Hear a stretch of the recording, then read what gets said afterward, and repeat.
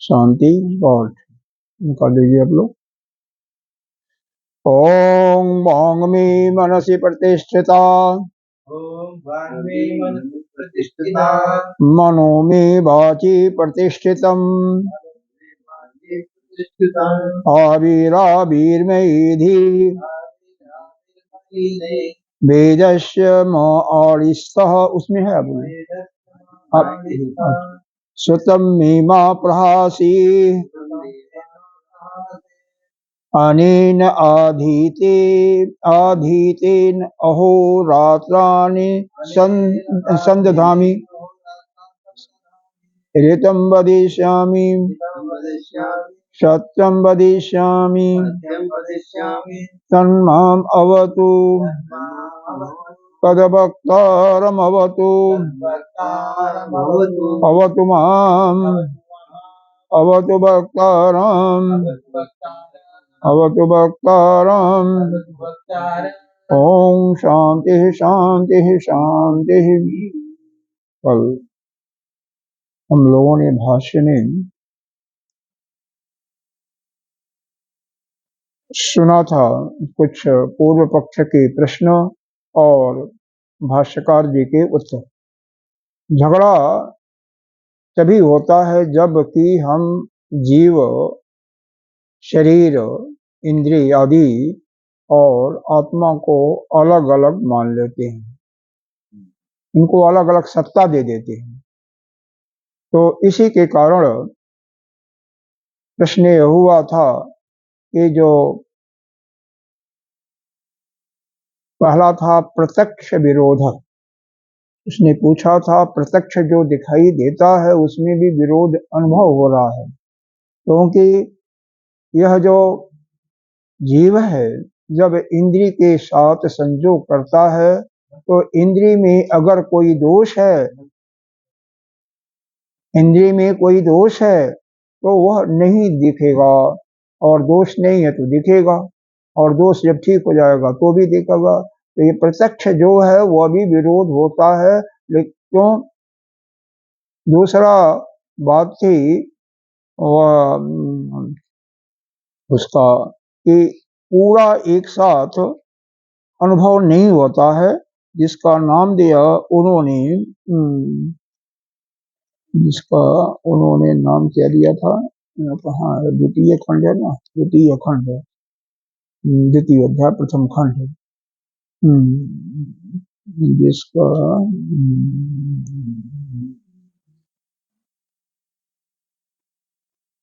जिसका नाम दिया था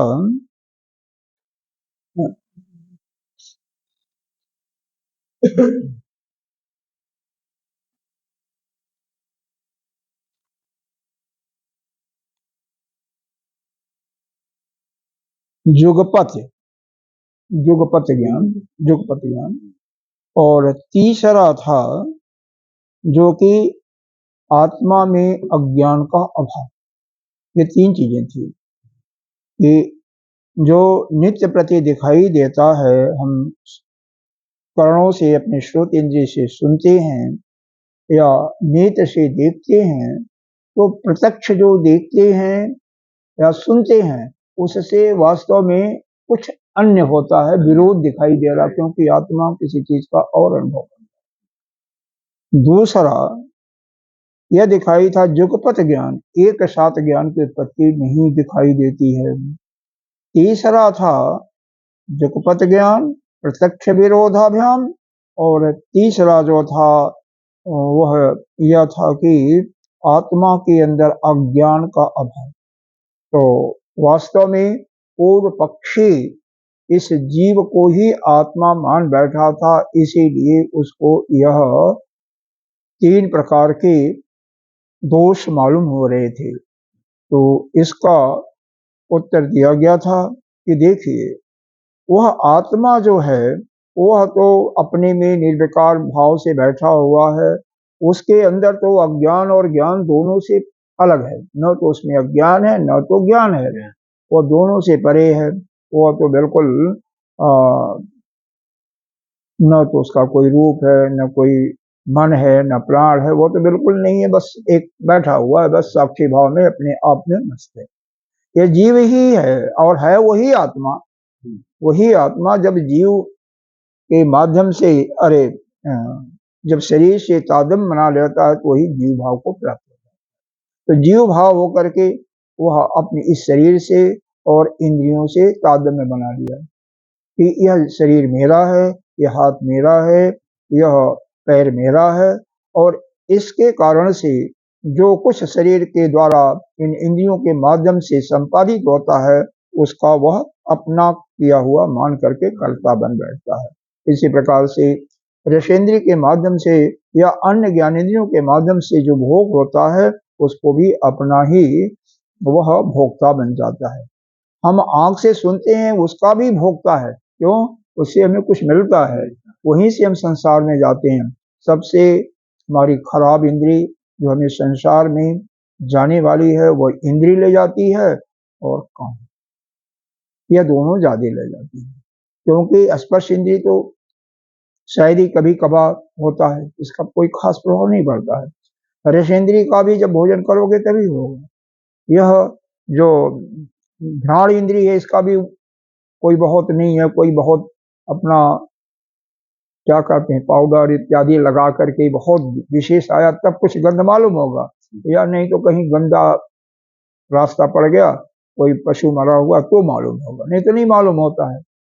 लेकिन यह नेत्र और श्रोत इंद्रिय कहीं भी रहो, यह हमेशा इनका संसार से संबंध हो जाता है। यहाँ पर बैठे भी आपका संसार का संबंध हो जा रहा है। तो इसीलिए इसको अलग मानो, क्योंकि यह जो शरीर है इसके जो करण है इंद्रियां हैं यह सब पंच महाभूतों के द्वारा बनी हुई हैं और यह नष्ट होने वाली है, अनित्य है। केवल विकार इसी में आता है और यही जीव बन करके जो बना हुआ वही आत्मा जब इसे संबंध कर लेता है, इसे इसको अपना नाता बना लेता है इससे, तब वह कर्ता भोक्ता इत्यादि मानता है। जैसे कल यह भी बताया गया था कि अगर नेत्र में कोई दोष आ जाता है तो कुछ समय के लिए उसका प्रलय हो जाता है, नेत्र से दिखाई नहीं देता, और जब वही शुद्धि जो नेत्र में आगंतुक रोग आया है वो दूर हो जाता है तो दिखाई देता है। लेकिन वह जो आत्मा है सबका साक्षी है, उसको तो सब अनुभव हो रहा है। कैसे उसको सुनाई देता है? तो यह भी उदाहरण भी दिया गया था, जैसे अनाहत आवाज आपको सुनाई देती है उसी प्रकार से वो सुनाई देती है। अब यहाँ पर सबसे बड़ी आगे बढ़ने के पहले यह समझने की आवश्यकता है, क्योंकि इसका 3 प्रश्न था। अब इसका यह भी निदान हो गया था, प्रत्यक्ष विरोध का भी व्याध हो गया था, क्योंकि ज्ञानेंद्रियों के द्वारा जो है नेत्र के द्वारा क्रमिक ज्ञान होता है, और जो जैसे बहुत तगड़ा मेगाबाइट का कोई वह हो, क्या बोलता है, मोबाइल हो या फोटो कैमरा हो, तो उससे पूरा शरीर का या पूरा चीज का एक बैग दृश्य आ जाता है, आता ही नहीं आता है। और नेत्र पैर को देखेगा पैर को ही देखेगा, धड़ को देखेगा जंघा को देखेगा जंघा को देखा, तो इंद्रियों से यानी जीव को जो अनुभव होता है वो क्रमिक होता है, और जो प्रत्यक्ष वो नहीं हो पाता पूरा ना, इसलिए वो धीरे धीरे मतलब क्रमशः ज्ञान अंत में पूरा हो जाता है। तो वह भी जो है प्रत्यक्ष विरोध का भी हो जाता है, और आत्मा को हाँ अर्थ में सब कुछ मालूम हो जाता है कि वो उसको तो इन इंद्रियों की किसी चीज की जरूरत नहीं है। और दूसरा जो था दीप यह जो ज्ञान था जुगपत ज्ञान, वो भी समाप्त होगा कि एक ही समय में, चूंकि यह इंद्रियां जो हैं क्रम वाइज करती हैं, इसलिए पूरा का पूरा ज्ञान नहीं हो सकता। तीसरा जो था वह कि यह जीव ही जो है यह इंद्रियों को संजोग करके यह अज्ञान में फंसा हुआ है, यह अज्ञान युक्त यही है, और जब यह मुक्त हो जाता है तो अज्ञान विहीन हो जाता है, अज्ञान से रहित हो जाता है। लेकिन आत्मा तो क्या है, वह हमेशा न तो ज्ञान है अज्ञान है, और न तो ज्ञान है, दोनों से परे है। हर एक से जितने भी द्वंद्वात्मक चीजें हैं सबसे परे है। तो अब तीन प्रश्न हुआ कि आपके पास तीन आत्मा होगी, एक तो आपके शरीर में रहने वाला, और एक जो है ईश्वर बन करके जो सृष्टि का रचना किया, चार लोगों का रचना किया, लोकपालों का रचना किया, सबके लिए अन्न बनाया, तो एक वो भी तो आत्मा हो गया, उसको भी आप आत्मा कहते हैं। एक पूर्व पक्षी पूछ रहा है, आप भी पूछ सकते थे। और एक जो है वह सबका नियंता है। तो यहाँ पर यह बताया जा रहा है कि ये जो भी, चाहे जीव मानिए, ये इंद्रिय और शरीर तो बिल्कुल अलग कर दीजिए, क्योंकि यह तो अनित्य है, पंचभूतों से इससे कोई लेना देना नहीं। यह जीव जो आता जाता है, यह भी जब यह शरीर से तादम्य को खत्म कर देता है तो यह भी कहीं आता जाता नहीं, बल्कि वो नित्य शुद्ध बुद्ध मुक्त आत्मा ही बन जाता है। तो इसमें भी यह आगंतुक के कारण यह जीव बना हुआ है, इसी के कारण से। और यह है क्या, इसके अंदर अज्ञान है, कामना और कर्म है। कामना का मतलब समझ रहे हो ना, वही अपनी वासना, और वासना की पूर्ति के लिए वह कर्म करता है, और कर्म करेगा तो संसार में जाएगा, संसार में जाएगा तो जितना कर्म करेगा वो अपना एक वासना का भोगेगा, चार और लाएगा। इसलिए इस कामना का कभी अंत नहीं। मान लीजिए कोई आपने कोई भोग किया, ठीक है, या भोग की प्राप्ति करने के लिए मन में इच्छा हुई कि यह चीज हमें चाहिए। अब उस चीज को चाहने के लिए कर्म करना पड़ेगा, परिश्रम करना पड़ेगा। वह परिश्रम करने से तो वह कर्म हुआ ना। अब वह कर्म आपने किया तो कर्म करने के लिए आपका इंद्रियां बहिर्मुख हुई, संसार के तरफ गई, तो जो कर्म कर रहे हो उससे तो आपकी वासना अगर कोई विरोध नहीं करेगा, कोई बाधा नहीं आई तो पूरा हो जाएगा। बाधा अगर आ गई तो उससे जिसने बाधा पहुंचाया उससे आपका ईर्ष्या होगा, झगड़ा झंझट इत्यादि होगा। और वासना पूर्ति हो गई तो आपके अंदर वह एक संस्कार हो गया भोग का, सुखद या दुखद। और सुखद हुआ तो बार बार भोगने की इच्छा करेगी कि नहीं करेगी, तो वह चक्र चला।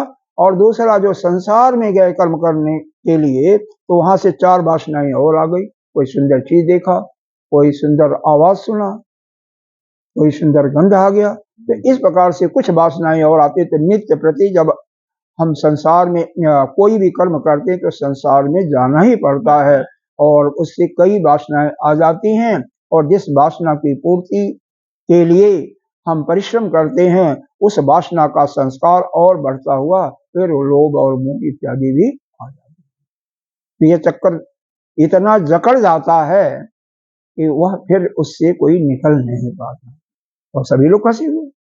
इसीलिए क्योंकि जो कुछ करते हैं ये वो न, चाहे हम टीवी में कोई दृश्य देखते हैं, यह तो मैंने अनुभव कर लिया कि टीवी तो नहीं हम देखते, कई साल हो गया, लेकिन मोबाइल में जो देखते हैं ना वो भी, या सुनते हैं, देख भी नहीं रहे सुनते हैं, वो भी हमारे शरीर पर इफेक्ट पड़ता है, प्रभाव डालता है। अगर अपने को बहुत स्टिक न करो तो वह भी कामना से आप वहां से भी जुक्त हो।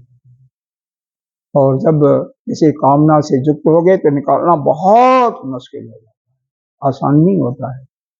तो यहाँ पर ये जो तीन आत्मा की बात की गई थी, तो शरीर को तो अलग कर दो कि शरीर से तादम्य इस जीव का छुड़ा दो, इसको अलग करो, तो यह जीव हुआ। या मान लीजिए उसको लेते हो तो जीव शरीर जो भी दिखाई दे रहा है जगत सारा ले लो, और यह जो है ईश्वर है, यह भी प्रतिभासी सत्ता है, सब एक प्रकार से कल्पित है। यह ईश्वर भी वो कल्पित। अब यहाँ पर अगर कोई भक्त होगा ना बहुत ज्यादा, तो वो तो गुस्सा होगा, मार भी देखता है फुटबॉल से, वृंदावन वाले मार भी सकते हैं। वास्तव में ईश्वर नाम की कोई सत्ता नहीं है। वो तो सत्यता अपने आत्मा के अतिरिक्त कुछ नहीं है, यही तो बात है ना। यही भगवान भास्कर इसी का बारंबार कह करके अपने चित्त में बैठाना चाहते हैं। यह जो नाना प्रकार की सत्ता आप देख रहे हो कि ईश्वर है या विष्णु भगवान है, या कुछ नहीं है, सब केवल आपको भ्रमित कर रहा है, यह कल्पित है। ईश्वर भी उसी सत्ता पर, अधिष्ठान पर अध्यस्त है, आप भी अध्यस्त हैं, जगत भी अध्यस्त है, कुछ भी नहीं, कोई सत्ता ही नहीं है, क्योंकि यहाँ पर तो केवल एक वही ब्रह्म है, उसके अलावा तो कुछ है ही नहीं है। लेकिन अब समस्या क्या है? समस्या इसीलिए ना कि अब जो जीव बन गया है वो इससे कैसे निकल सकता है ना, वो तो माया में फंस गया। उसको निकालने के लिए ही, क्योंकि जीव जो फंसता है, हम भाष्य पढ़ेंगे तब इसमें और हम आते हैं इसके अंतर्गत, जो जीव में फंस गया वो कैसे निकलेगा? बड़ी तगड़ी समस्या हो जाती है कि नहीं हो जाती है? कोई भी हो, तो जब तक वह कोई आचार्य मिलता नहीं है जो कि वेद का ज्ञाता हो, तो कई ऐसे होते हैं या जो इसको आगम अनुमान कहते हैं, आगम प्रमाण कहते हैं। एक तो प्रत्यक्ष होता है जो आपकी नींदियों से दिखाई देता है प्रमाण, एक अनुमान लगाते हो, एक यह होता है कि आपका आगम प्रमाण जो कि श्रुति में वेद में जो कहा है या आचार्यों ने कहा है, गुरु ने कहा है, तो उसके पास तो जाते नहीं, गुरु के पास, और श्रुति में तो अपने आप समझ में नहीं आता कुछ। श्रुति की व्याख्या जब तक कोई करने वाला विद्वान नहीं होगा तब तक वह आपके समझ में आएगा नहीं, उसका तो आप गलत अर्थ लगाओगे। ठीक है। और दूसरा, संसार में आप रमते रहोगे कि कोई न कोई इच्छा होगी, इसके अनुसार कर्म करोगे तो वासनाओं के द्वारा आप जकड़े हुए हो, तो आप कैसे छूटोगे? तो इसी के लिए आगे यह बताया जा रहा है, इसी को समझाने के लिए। यह तीन नहीं है, वास्तव में एक ही है, और दूसरा जो है वो कल्पित है।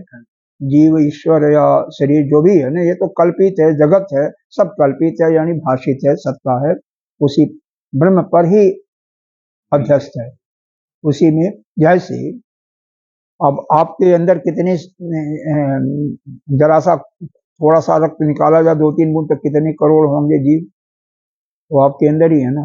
उनकी सत्ता क्या, वो भी तो कर रहे हैं कि अपने अंदर की यह हमारा जगह है, हमारा जगह है, आपस में लड़ते होंगे। है नहीं, कुछ दिखाई नहीं दे रहा, हमारे ऊपर अधिष्ठान है। आप जब स्वप्न देखते हो तो मन के अंदर ही सब कुछ संसार दिखाई देता है, मन के अंदर ही वो लुप्त हो जाता है। उसी प्रकार से जागृत अवस्था भी यह स्वप्न समझना पड़ता है, और जब तक जो स्वप्न नहीं इसको महसूस करता, उसको अंदर भाव नहीं आता स्वप्न का, तब तक वो मुक्त नहीं मिल सब कुछ। अच्छा, आइए।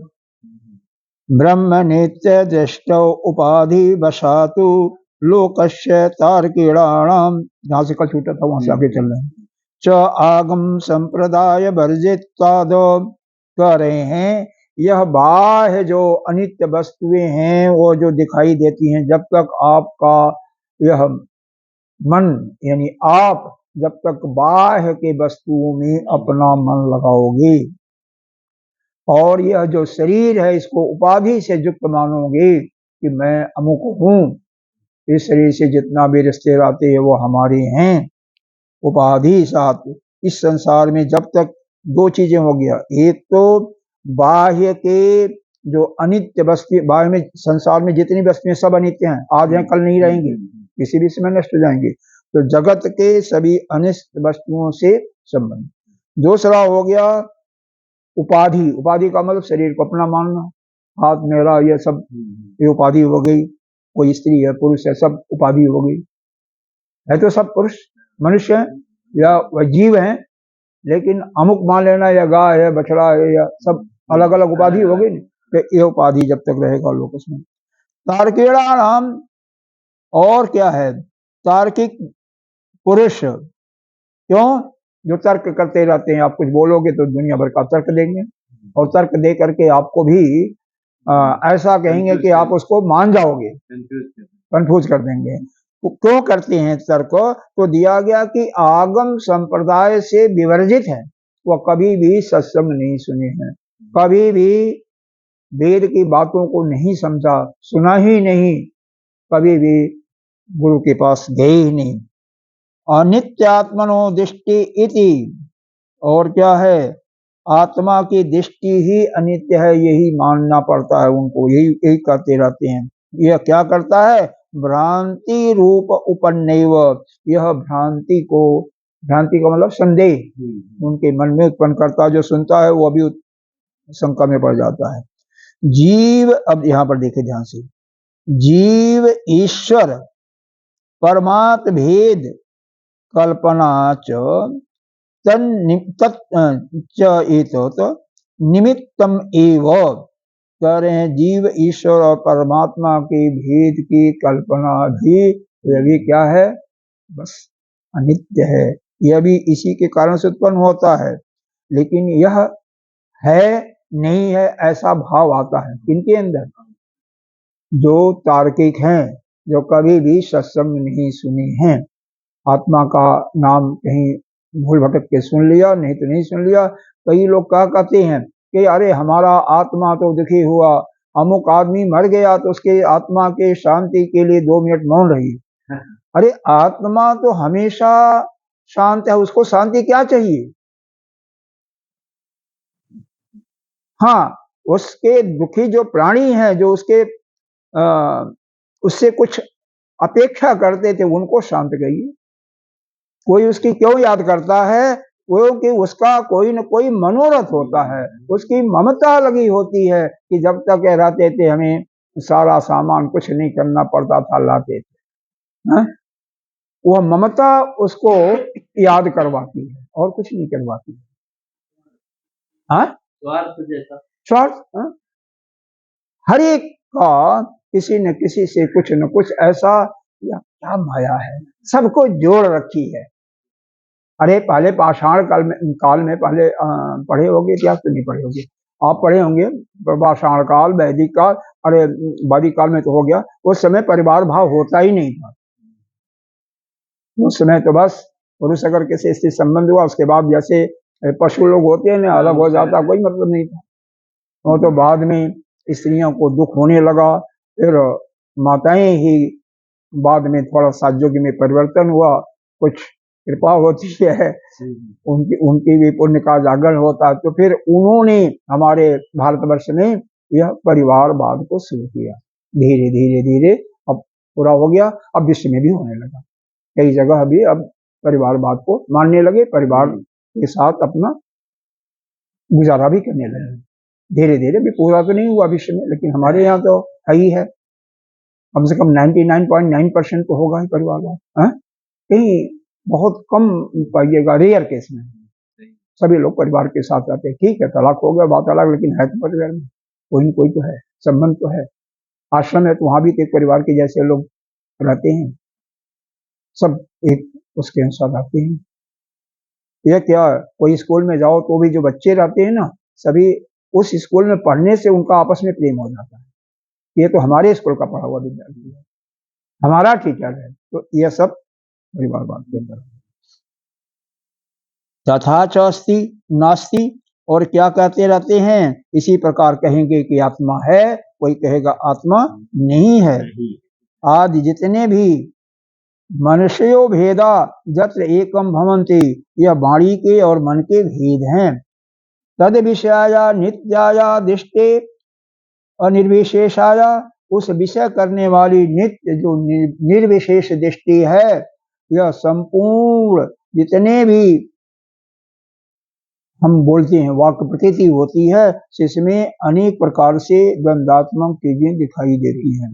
जैसे अस्ति नास्ति, एकम नाना, वह एक है वह अलग है, नहीं कहते हैं। भगवान ही अलग अलग रूपों में है, आप ये तक सत्य भी मान सकते हो अगर चाहो तो। गुण है वह गुणवान है, अवगुण है कोई गुण नहीं है। भाई कोई सगुण के उपासक हम कहते हैं तो कहते नहीं है कि वह तो सगुण है, सगुण साकार है। निर्गुण में चले जाइए तो निर्गुण कहते हैं, कोई गुण नहीं है। तो है तो कुछ नहीं, लेकिन कल्पित है, लेकिन इसको हम सभी लोग कहते हैं, लोग कहते हैं। हाँ, जानाति, वह सब कुछ जानता है, वह नहीं भी जानता है। क्रियाविद अक्रियम, वह करने वाला भी है, नहीं कुछ करने वाला भी है। फल को देने वाला है और कुछ भी फल नहीं देना है। वह बीज वाला भी है, वह निर्बीज भी है। इस प्रकार से सक्रिय निष्क्रिय सबल निष्फल, सुख दुख या सुखी वाला दुखी वाला सब है ना। मध्यम अमध्यम, और क्या मध्य में शून्य है अशून्य, शून्य बात पूरी बौद्धों की है। अच्छा, परो अहम अन्य इति वा, अथवा परम हम, इनकी कल्पना करना चाहता है। कुछ भी होने दो, फोन के तो बादर ही मत करो किसी का भी। हाँ कोई बात नहीं, आएगा, हमेशा आता है। हम उसका जिक्र करेंगे तो फिर तो सत्संग नहीं कर पाएंगे। परो हम अन्य इति वा सर्ववाक्य प्रत्यय गोचरे स्वरूपे जो विकल्प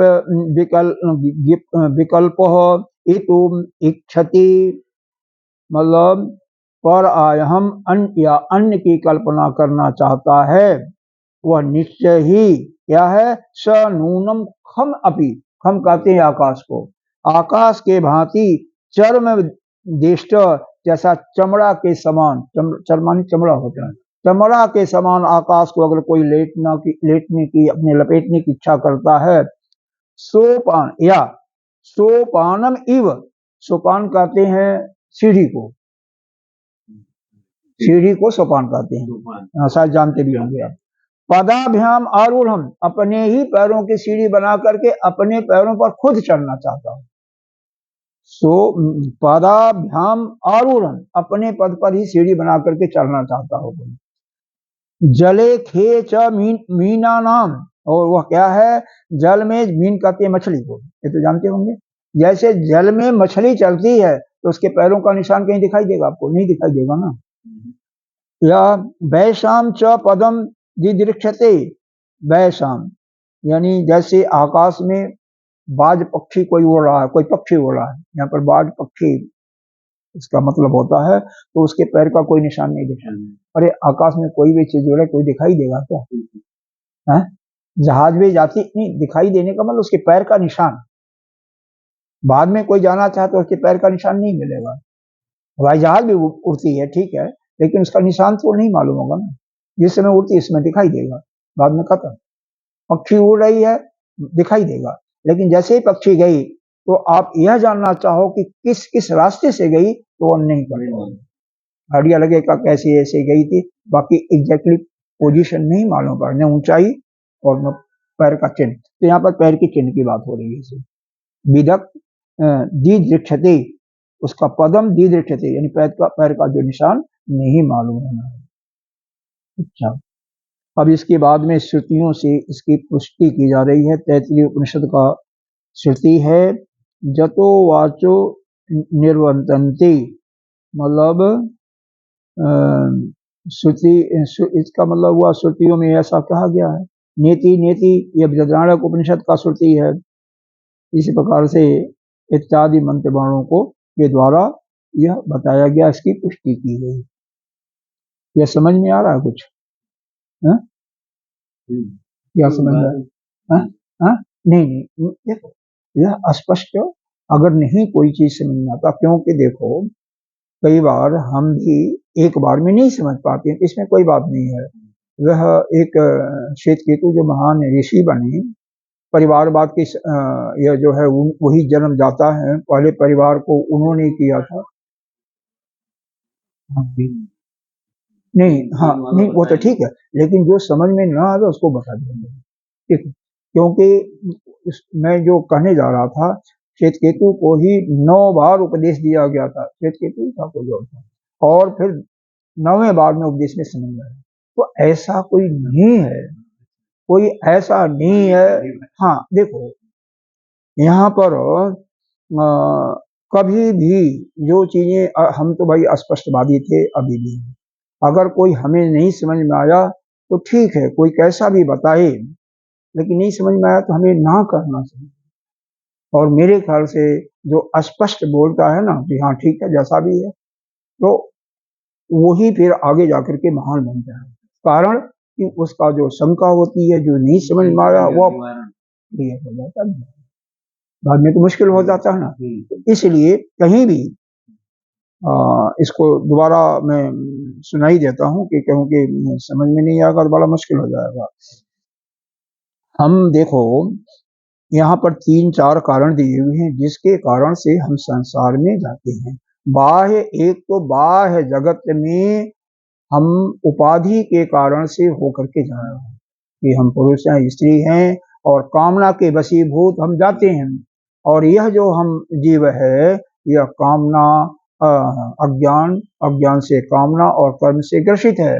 और इसी के कारण यह उपाधि जब अपना धारण कर लेता है, पुरुष, स्त्री, गाय, भैंस इत्यादि का, किसी भी जीव का, और किसी भी अपने कामना की पूर्ति के लिए कर्म करना पड़ता है। कर्म करने के लिए संसार में जाता है तो कुछ कामनाओं को और लाता है, और उस कामना की जब पूर्ति हो जाती है तो उसका संस्कार पुनः, उसका लोभ मोह होता है, बाधा होता है, तो किसी के साथ बाधा करने वाले से ईर्ष्या होती है, डाह होता है, यह होता है।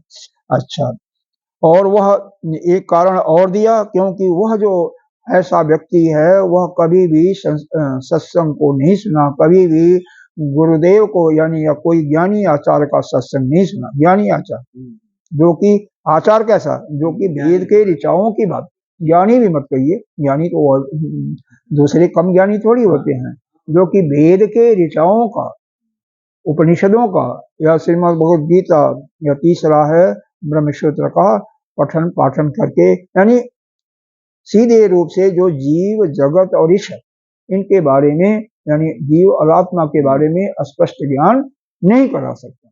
बाकी चीजें तो ठीक है, हाँ हाँ, तो इसका जो नहीं करा सकता वह केवल तार्किक है, तर्क करता रहता है, तो वह भ्रांति को ही प्राप्त करता है, दूसरे को भी भ्रम में डालता है। क्योंकि वास्तव में जीव ईश्वर जगत क्या है, यह उसी अधिष्ठान के ऊपर कल्पित है, उसी पर भाषित हो रहा है। इनकी सत्ता कोई है नहीं, सत्ता यही है, एक ही ब्रह्म है, और दूसरा जो है यह जीव या ईश्वर, यह भाषित सत्ता है। भाषित सत्ता इसको हम मानते हैं, वैसी सत्ता नहीं, वैसी सत्ता तो एक ही है। और तीसरी सत्ता को तो बिल्कुल समाप्त कर देते हैं।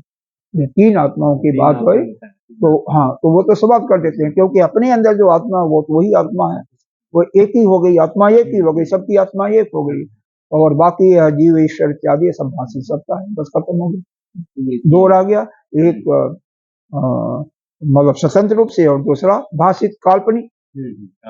हाँ, सत्ता तो है क्योंकि दिखाई देता है इसलिए है, लेकिन ये भाषित सत्ता, इसलिए इसको भाष्यकार जी ने मिथ्या कहा, मिथ्या का एक नाम दे दिया। हाँ, विवेक का मतलब यह होता है जो दिखाई देता, अविवेक अज्ञान का मतलब, जो दिखाई देता वह सत्य नहीं होता, और जो नहीं दिखाई देता वह सत्य होता है। तो इसी को अविवेक धर्म, हाँ, धर्म इसीलिए पड़ता है। तो यहाँ पर तो ये सारे वेदों का और किया, बाकी यह समझ में आ गया तो फिर कोई बात नहीं। अब इसी को समझाने के लिए भाष्यकार एक आख्यायिका पढ़ते शुरू करते हैं, कहानी बताते हैं। क्योंकि अभी पूर्व पक्षी प्रश्न पूछता, कथम तरही तस्य में आत्मेति वेदनम, वह मेरा आत्मा है, कैसे उसको जाना जा सकता, किस प्रकार से जान सकता है, किस प्रकार से हम जान सकते हैं।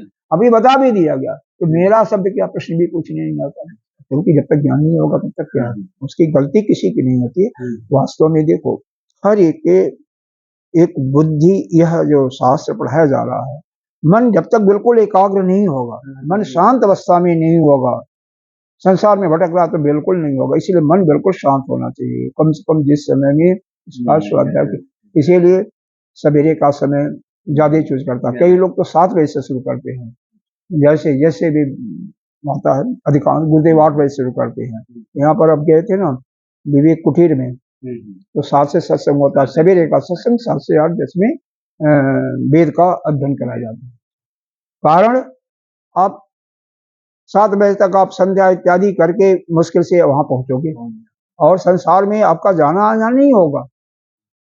तो इसलिए बिना संसार में गए हुए आप सात्विक प्रवृत्ति आई, पूजा पाठ कर लिया स्नान धो करके, तो आपकी वृत्ति शांति है, मन शांत है, और उसी समय इसको शुरू किया जाता है।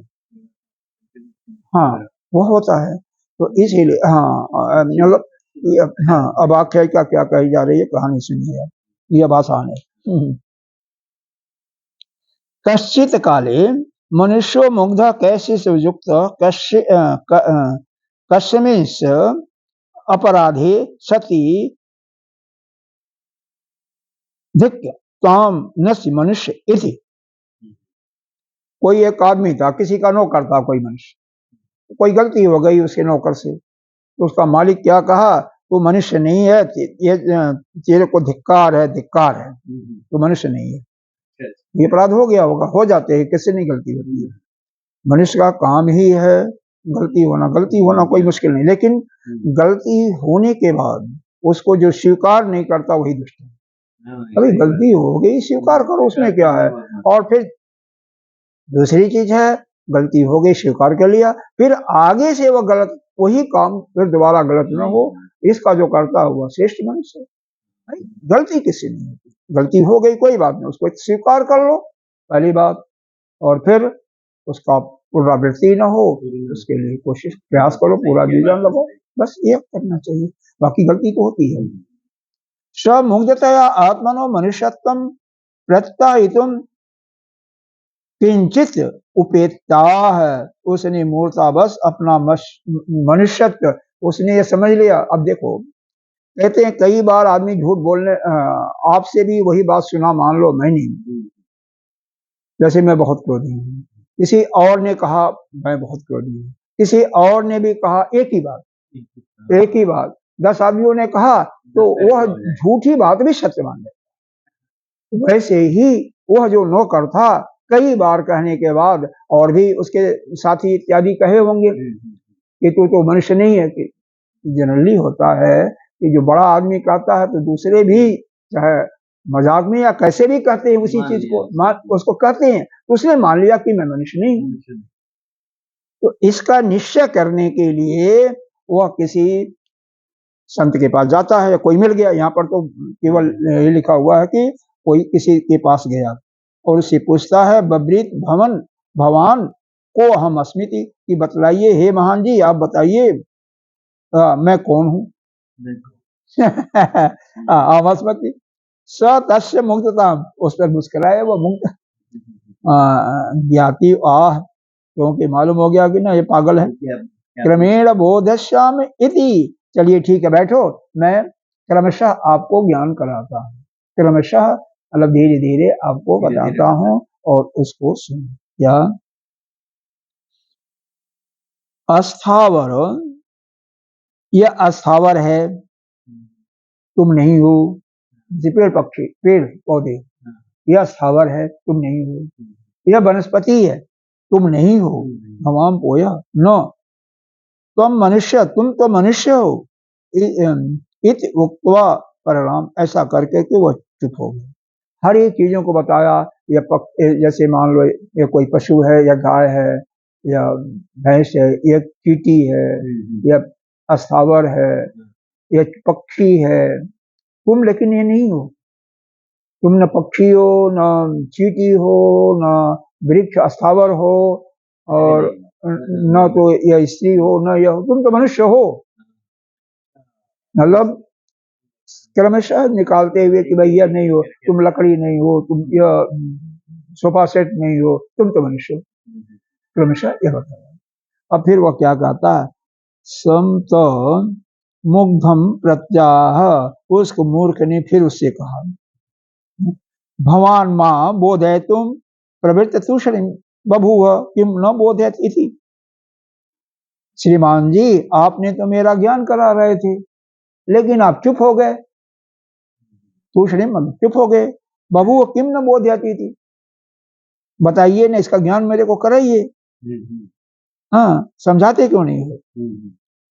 तो ऋग्वेद भवतो वचनम, उसी के समान आपके वचन हैं। न अस्य मनुष्य इत्यपि, ऐसा कहने पर मनुष्यत्व आत्मनो न प्रतिपद्यते, तू अमनुष्य नहीं है, तू अब न अमनुष्य इत्युक्त्वा, तू अमनुष्य नहीं है, यानी तू मनुष्य है। ऐसा कहने पर भी तू अपना मनुष्यत्व नहीं समझ रहा है कि तुम मनुष्य हो, तो यह समझो तू मनुष्य है। तो ऐसा कहने पर भी अपना मनुष्यत्व कैसे कोई समझेगा, इसके लिए आगे बताई जा रही है। स ज कथम मनुष्यो आसित युक्तोपि मनुष्यत्व आत्मन प्रतिपद्येत। मनुष्य अपना ही मनुष्यत्व कैसे समझेगा, तो उसके लिए बताया है। तस्माद शास्त्र उपदेश, शास्त्र का उपदेश है। एव आत्मबोध विधि न अन्य, इसके अनुसार ही आत्म साक्षात्कार की विधि है, अन्य कोई रास्ता नहीं है।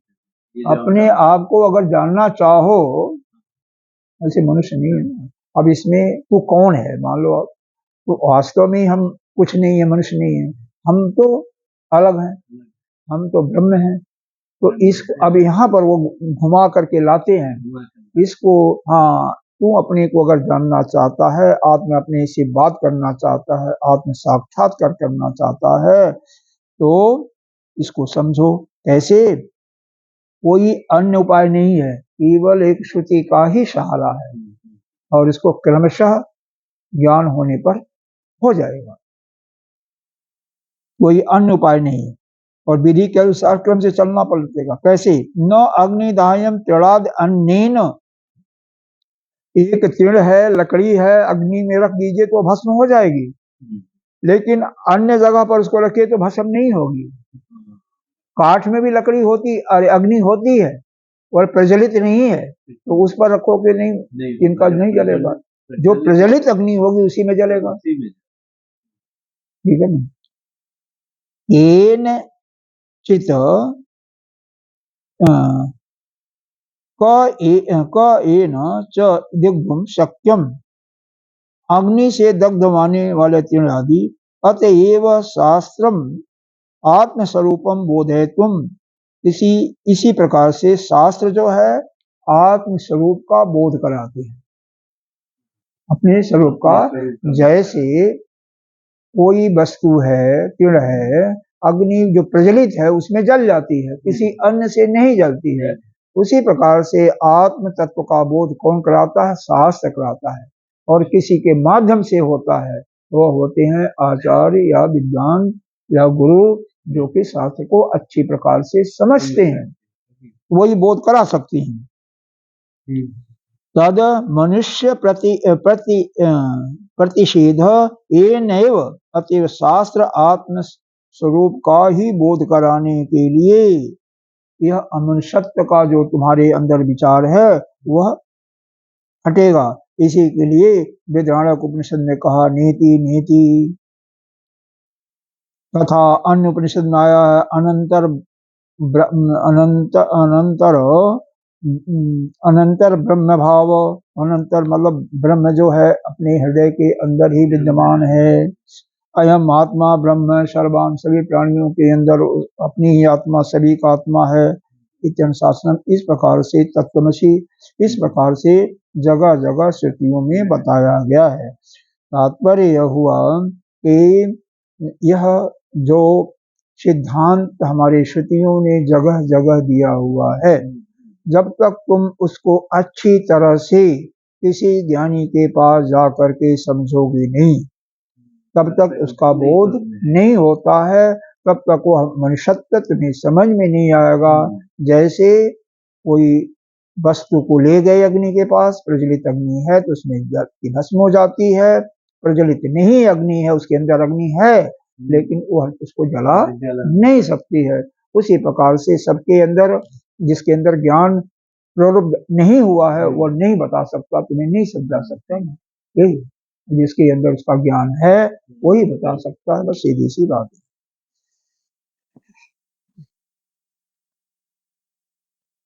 जावत अयम एवं जथोक्तम इमं आत्मानं न वेत्ति तावद अयम ब्रह्म नित्य दृष्टि लक्षणम उपाधि।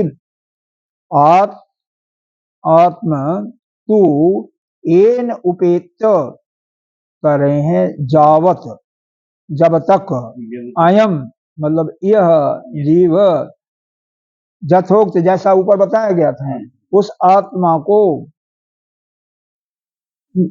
अयम आत्मा ना, उसको नहीं जान पाता, न वेत तावदेयम, उसको ऐसा नहीं जान पाता है जैसा बताया गया था।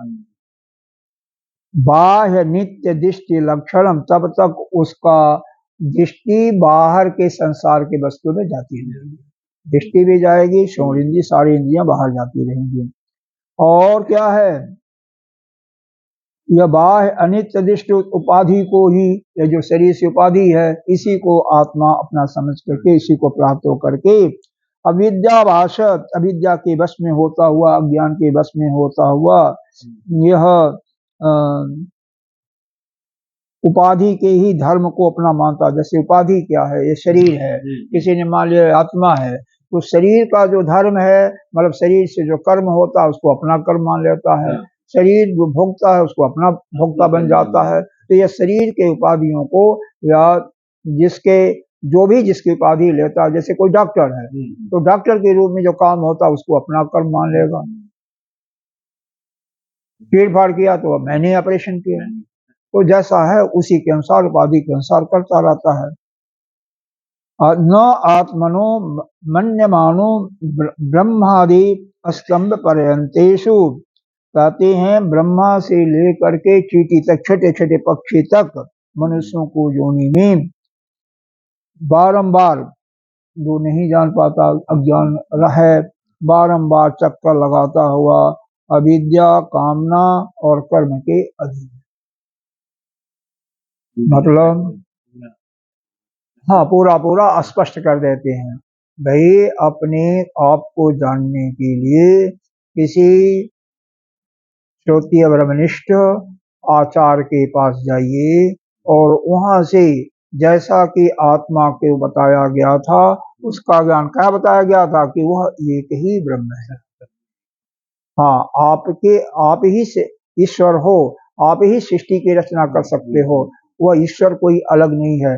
जैसे आप ईश्वर, आप एक उस अधिष्ठान पर भाषित हो रहे हो काल्पनिक को, उसी प्रकार से ईश्वर भी काल्पनिक है, उसी प्रकार से जगत जो दिखाई दे रहा है भी काल्पनिक है। जब इस प्रकार से आप समझ जाओ कि हम एवं हम ही आया है, अयम आत्मा व आग्रे आशित, हम ही आत्मा के रूप में पहले एक ही था, इदम एकम अग्रे आशित, एक ही आत्मा था। जब तक इसको नहीं समझोगे तब तक ऐसे ही बारंबार अज्ञान, कामना और कर्म से युक्त होकर के नाना प्रकार के जीवनियों में चलते रहोगे, भटकते रहोगे।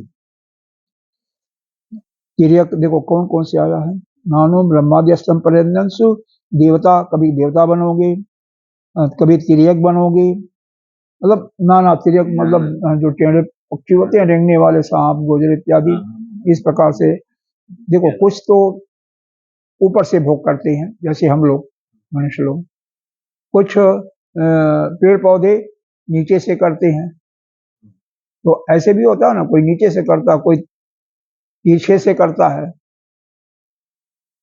भाई भैंस तो ऊपर से नहीं करती है ना, तिरछा होता है, ऐसे ऐसे अलग अलग हर एक का होता है।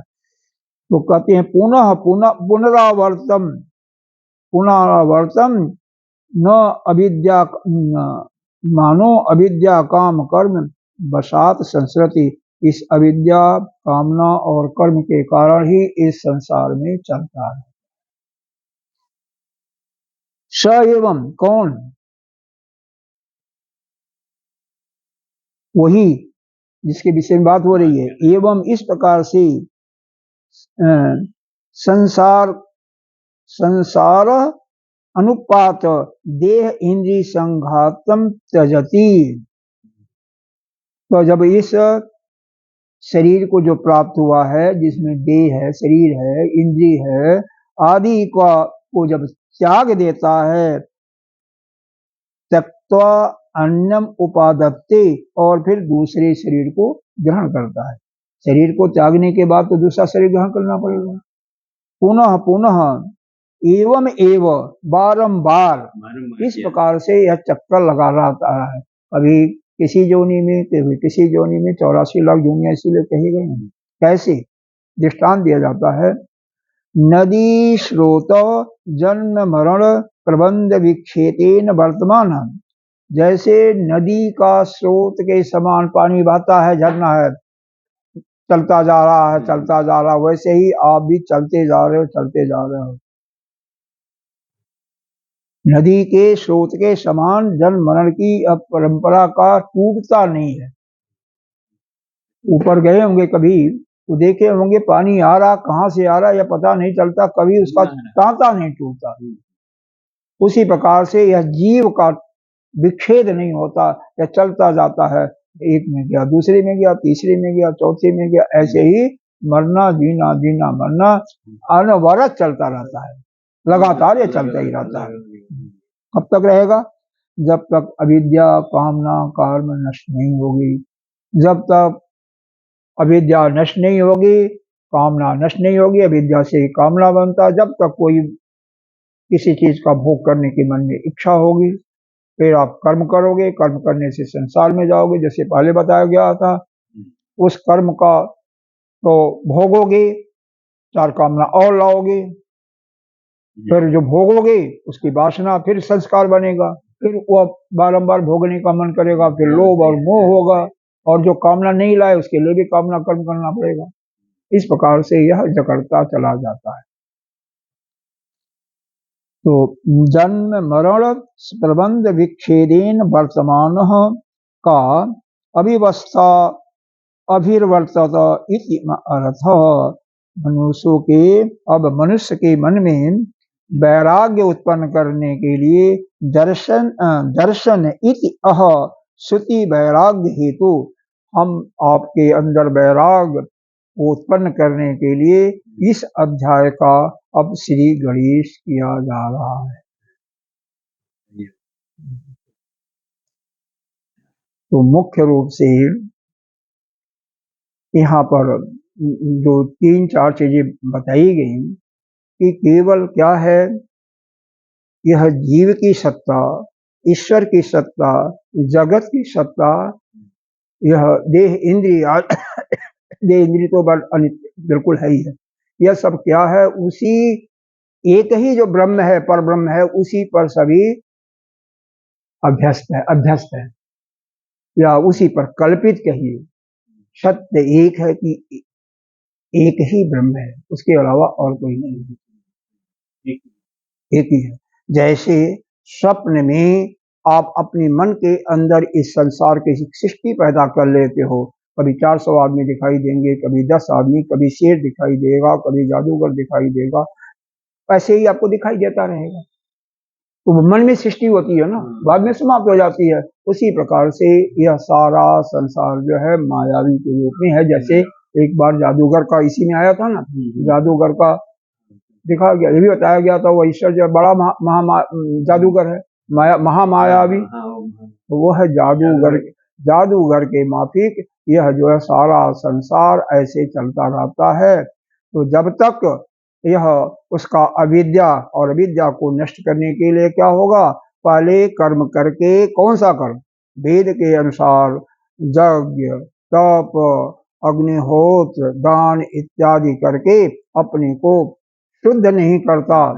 कोई भी माध्यम हो, जो कर रहा हो, ध्यान कर रहा हो, भक्ति कर रहा हो, मतलब इस शरीर को शुद्ध करके इन किन प्रकारेण जब वह अपने आचार्य गुरु के पास जा करके श्रुति के कहे हुए सिद्धांत के अनुसार, विधि के अनुसार जब क्रमशः ज्ञान प्राप्त करता हुआ उस तत्व को समझ जाता है, तो वह तब उसका उद्धार होता है। उसके पहले तो इसी 84 लाख योनियों में आगे पीछे चलता रहेगा, इसके अलावा कोई रास्ता नहीं।